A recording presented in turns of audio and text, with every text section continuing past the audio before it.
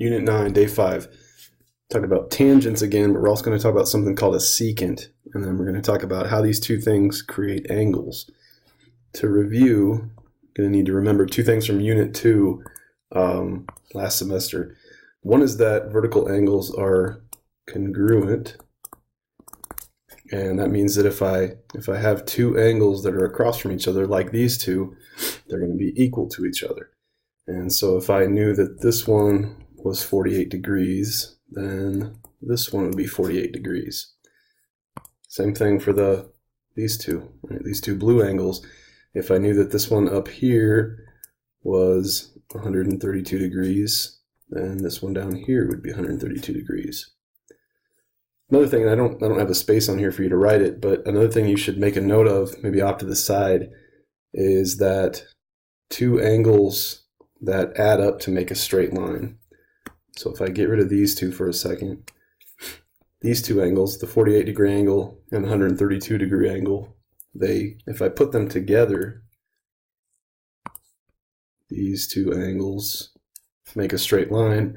Two angles that make a straight line are supplementary. In other words, they add up to 180. So two angles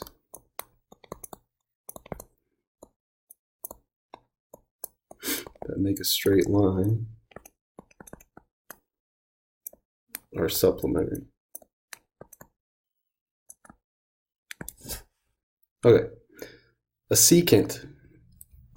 A secant is a line that intersects a circle in exactly 2 points, or at exactly 2 points. So this line right here, AB, is a secant. Same thing down here, CD. So notice I'm saying line and not line segment because secants are lines that go through circles and don't necessarily stop at circles. Another thing you'll notice is that the secant AB actually creates a chord.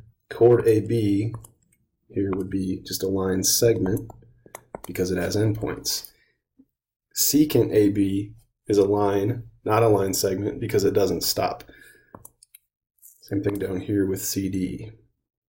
So the secant is the whole line, not the line segment that's inside the circle, but the whole line, the part outside of the circle, and the part inside of the circle.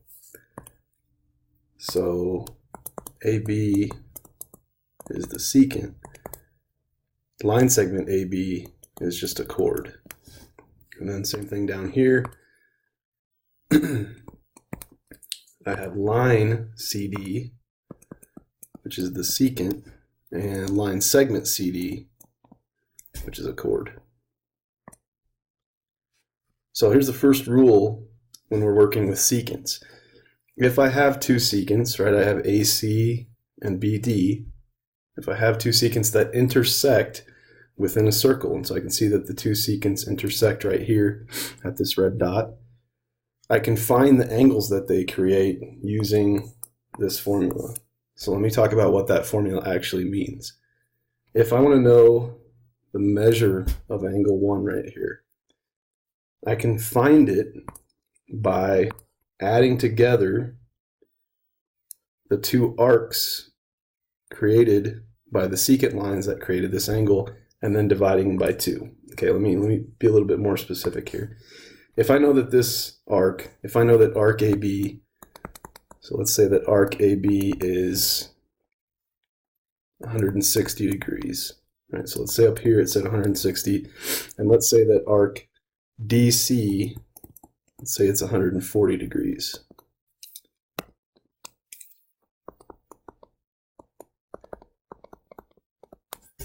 So if I know these two arcs, I can find the measure of angle 1, even if it's not right in the center of the circle. So angle 1, using this formula up here, is going to be equal to 1/2 of the measure of arc AB plus the measure of arc DC. So angle 1 is equal to 1/2 of 160 and 140 is 300.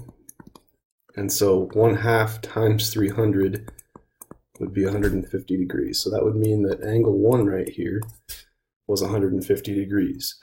So if you think back a few minutes, the thing we reviewed today is that vertical angles are congruent. And so in this picture here, if I know that angle 1 is 150 degrees, angle 2 would also be 150 degrees. The other thing I reviewed with you is that angles that combine to create a straight line are supplementary. And so if angle 1 here is 150 degrees, this angle over here, I can call it angle 3, would have to be whatever I could add to 150 to get 180. And in this case, that would be 30 degrees, right? Because this angle here in blue plus this angle here in red would have to add up to 180 because, again, if I combine those two angles, they create a straight line, and a straight line has 180 degrees. Rule number 2. If I have a tangent line, like this one right here, and remember tangent lines intersect circles at exactly one point, and then I have a secant, such as AC right here. If I have a tangent line and a secant line that intersect at the point of tangency, that just means wherever the tangent line hits the circle. So if I have a situation like this, I can find the measure of the angle created by the tangent and secant line by just cutting in half the measure of the arc intercepted by that angle. Right? So in this case, if I knew, let's say I knew that the measure of arc ABC was, let's say it's 210 degrees. So in other words, this green arc, let's say I see on the problem that it's 210 degrees. If I just cut that in half, that'll tell me the measure of angle 1 right here. So the measure of angle 1 is just equal to 1/2 of 210 if this green arc covers 210 degrees. Half of 210 is 105, and so that would mean for this circle, angle 1 would be 105 degrees. Again, that's just half of the arc here that angle intercepts. Another rule for working with secants. If I have two secants that start from the same point, so right here I have two secant lines, I have one that's AD and one that's AE. Two secant lines that start from the same point. And let's say I want to know what the measure of this angle, basically angle DAE is, or just angle A. If I want to know what the measure of that angle is, it's going to be the larger arc created by those two secants. So that's in our little equation down here.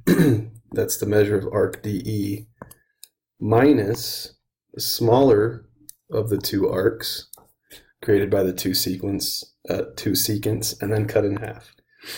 So just to do an example here, let's say that arc DE covers 90 degrees of the circle, and let's say that arc BC here covers 20 degrees of the circle. If I want to find angle A, it's going to be 1/2 times the measure of angle of arc DE, which is 90, minus the smaller arc, which is BC, which I said was 20 degrees.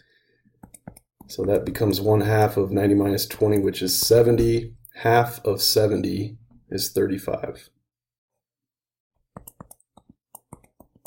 So that would mean that angle A right here would be 35 degrees. Same thing on this one in the middle. Let's say that this arc covers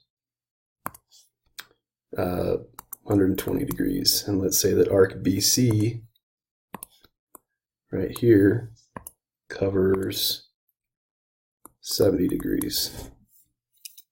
That should be 120, not 12.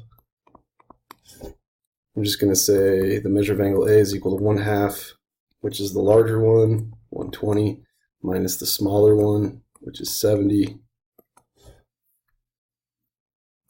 So 1/2 of 50, which is 120 minus 70. So 1/2 of 50 is 25 degrees.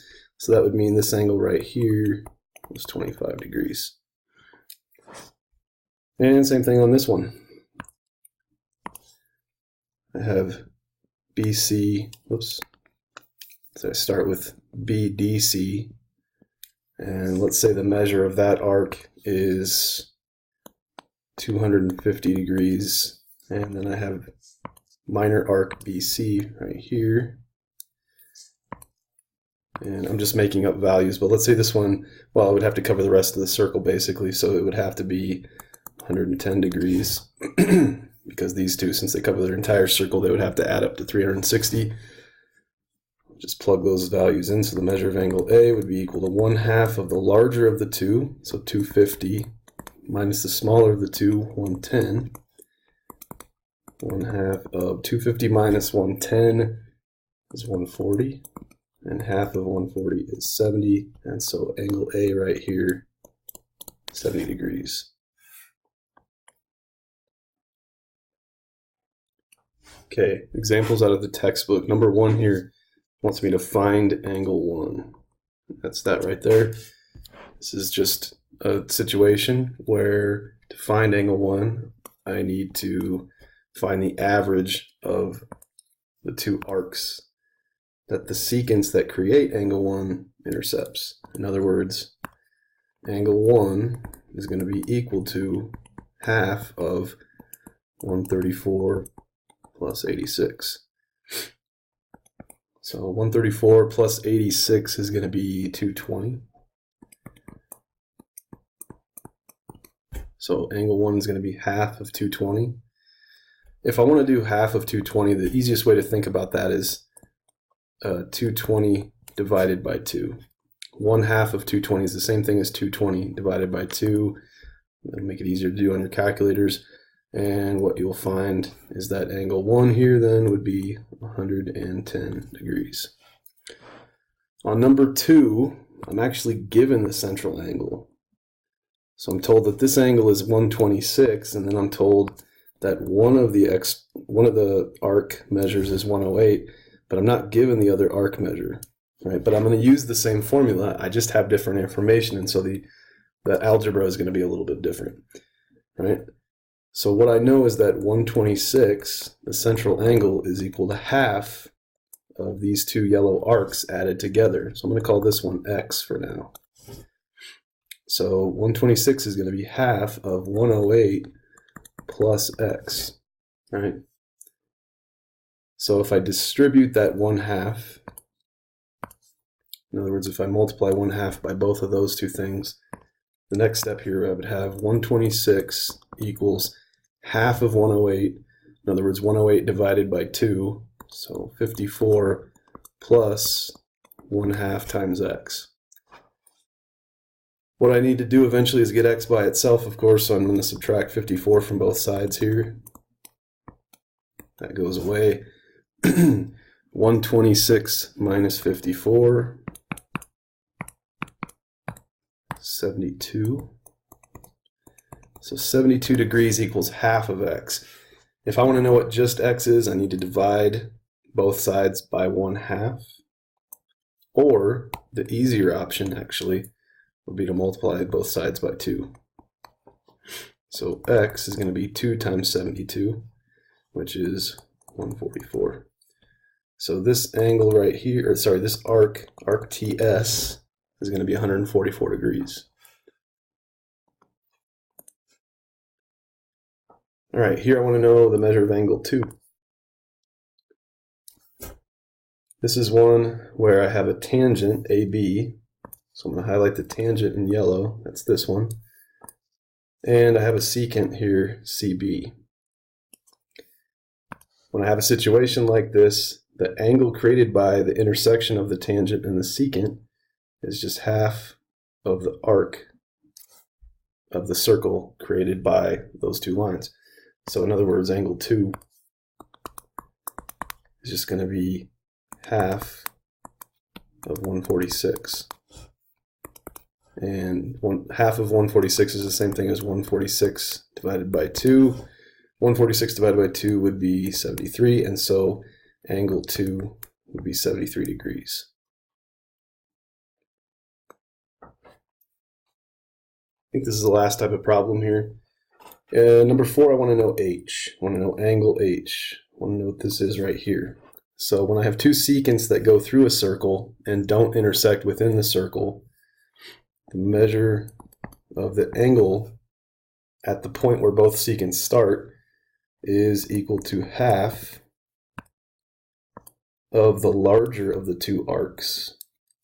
So in this case, 88 degrees, minus the smaller of the two arcs, so 26 degrees.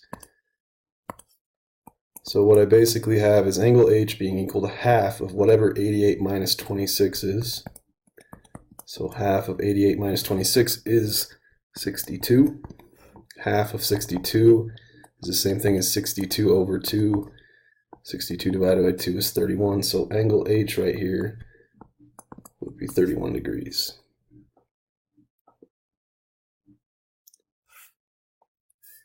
On number 5, I'm going to use the same formula, but instead of having to find the angle at the point where both secants start, I'm given that. And what I actually want to find on this one is the measure of this arc right here. So I'm going to use the same formula, right? Except instead of looking for the angle here, angle R I know is 71 degrees. And I know that that's equal to half of this arc, the larger of the two. So QTS minus the smaller of the two, which is this one, 106. To start solving this, I'm going to need to distribute the 1/2. Let me do that in a different color. So I'm going to distribute this 1/2 by QTS and 106. So 71 degrees is half of arc QTS minus half times negative 106, which would be 53. Okay, I'm going to add 53 to both sides, because eventually what I want to get is QTS by itself, since that's what I'm solving for. If I add 53 over here, I have to add 53 over here. Those two go away. 71 and 53 is going to be 124, and 124 is going to be half as big as arc QTS. Remember I said on a couple problems ago, if I have half of something and I multiply it by 2, I get 1 of that thing. So I can get rid of this half by multiplying both sides by 2. And that means that arc QTS is going to be 124 times 2, which is 248. And so this yellow arc up here would have to be 248 degrees. Number 6 is very similar. I start with the angle, and what I want to find is the larger of the two arcs created by the secants that intersect that circle. So the formula, again, my angle, 36, is equal to half of this larger arc, so LP, minus the smaller of the two arcs, which I can see here is 78. So I'm going to distribute the 1/2.